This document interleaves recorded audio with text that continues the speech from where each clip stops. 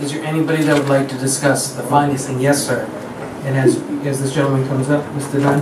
I just want to point out that from the mechanics, if the vote is approved and it's about $50,000 a year to be paid, that would become part of long-term debt accounts, and it would actually take the place of a debt that's being expired of $56,000 a year for fire department breathing apparatus. So the town comes out about $6,000 a year to the good.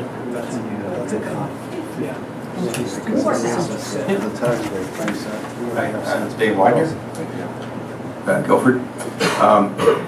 My question is on the proposal for the vote. It says not to exceed $450,000 in total funds. Well, just by saying 10 years and $50,000, you've already exceeded that amount. So the question should be asked: shall we spend the total amount versus what you've written in there as a purchase price? Secondly, my question is, how did that purchase price come about? Where did it arrive at? There's one quote in there. There's two lease options, two companies that have bid on the lease. How come there isn't three bids? How come there isn't a specification that's gone out for bid? And who reviewed that? Right? Is this a list of need to haves or want to haves? Why is this truck specified the way it is and to arrive at that final price? And lastly, how come we haven't looked at a used truck from somewhere else? Some great financing questions, Mr. Wagner, and I will turn it over to the chief or Chairman Akerley for that answers. Back in, I guess it was January of 2011, the apparatus replacement committee was formed with members of the department, tasked by Chief Beal at the time to come up with a replacement for engine 4, which was slated to be replaced in 2012. Those members drew up a set of specifications that was reviewed and whittled down. A request for a proposal was put out, and I believe we received 5 packages back. We received 5 packages back from 5 manufacturers for a 1,500 gallon a minute pump, 1,000 gallon tank attack engine. In dealing with the prices and also the specifications that the committee had come up with, they made a choice to go with Emergency 1 or E1 out of Ocala, Florida, that best met our needs.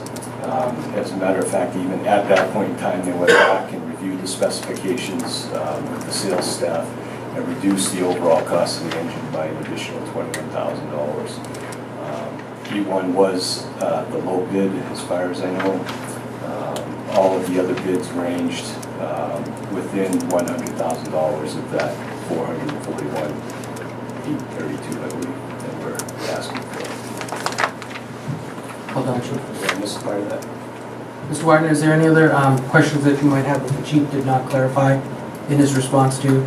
No, I think those documents should be made available to whoever wants to see them, though.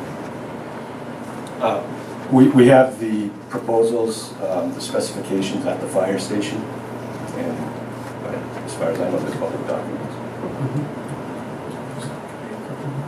As a clarification, just to add to what you were saying, and correct me if I'm wrong, I don't think I am, but the intent was to replace this truck all along, just that all the other stuff came by recently. So this committee was formed with the intent of a normal rotation of equipment.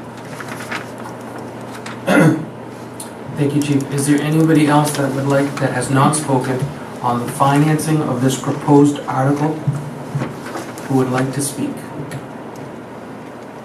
Okay, Mr. Leander, I know that you've been waiting to speak on the financing of this truck.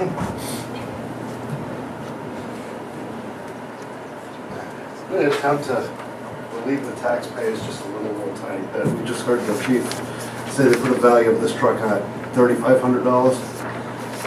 I'll make an offer right now if I'll purchase it at that price. I know for a fact that the engine core, if the engine was bad, is worth $8,000. I know that the scrap aluminum in itself is probably $6,000 or $7,000.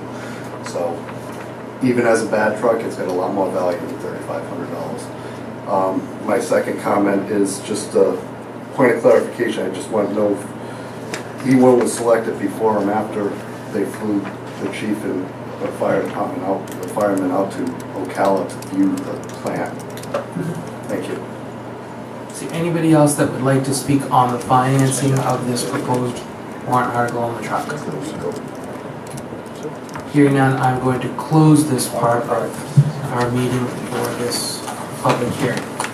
Before we go on, I do want to remind everyone that the Budget Committee will be having a meeting to discuss the need. Once again, please, I remind everyone who would like to speak on the need or the, in their belief, not the need for this engine to please come back tomorrow night's meeting, the Budget Committee, May 24th at 7 p.m.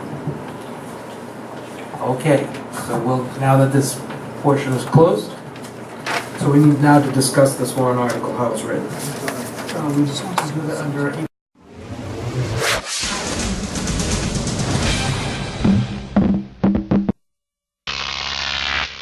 Drop tape.